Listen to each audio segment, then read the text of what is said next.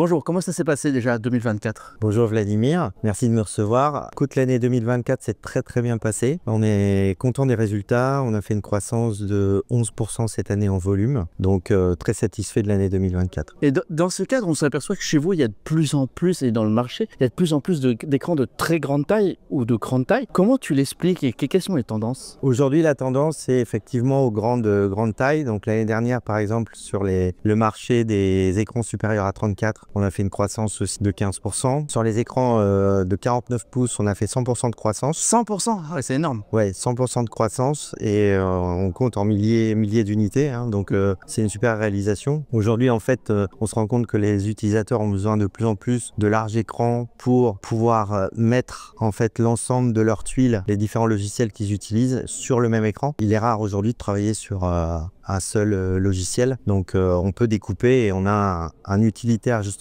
pour ça sur les écrans Philips qui permet de créer les tuiles qu'on souhaite pour retrouver chaque matin son environnement toujours à la même place. Et ça a aussi une utilité, les grandes tailles, pour le gaming aussi, et ça a aussi une utilité pour ce que j'appellerais l'entertainment, que c'est une tendance aussi importante pour qui soutiendrait l'augmentation des tailles. Ouais, effectivement, donc on a vu en fait la croissance au départ sur le 49, notamment en B2B, donc dans le monde du professionnel, et il s'avère que la demande est venue également sur le gaming. Donc grâce à Evnia, qui en plus a l'ambiglo sur les écrans 49, ça permet une immersion plus complète en fait dans le jeu. Ouais. Et même pour les séries, hein, c'est ça, pour les séries TV, pour regarder sa série, c'est important. Maintenant, alors c'est une utilisation un peu hybride. C'est une utilisation hybride au sens où dans ces cas-là, il faudra couper l'écran en deux parce qu'on est sur des 32 neuvième ou 32 dixièmes. Bien sûr. Les séries, c'est du 16 neuvième. Bien sûr. Donc, faut penser à travailler que sur la moitié de l'écran. Donc, ça peut être intéressant aussi pour des personnes qui travaillent notamment la vidéo. Ils peuvent avoir un logiciel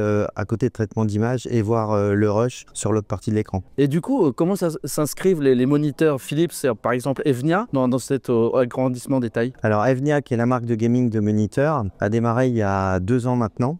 Et en fait, la gamme était assez courte au départ. On était parti sur du 27 et 32 pouces. Et il s'avère que sur l'année dernière, on a étendu la gamme sur l'ensemble en fait du portefeuille, mais notamment sur les 49. Donc on va avoir le 49 M2, toute la gamme de 49 M2, OLED ou non OLED, sur la partie gaming, tout à fait, qui fonctionne extrêmement bien. Et ça marche aussi sur le professionnel. Vous avez des écrans de très grande taille sur la partie professionnelle? Ouais, tout à fait. Donc on a la gamme 49 B2 et on a toujours au catalogue le 499 P9 qui était le premier écran 49 pouces dans la gamme Philips qui fonctionne extrêmement bien dans le monde professionnel. Super, merci infiniment et merci Vladimir. bonne fin de journée. Merci. Ciao.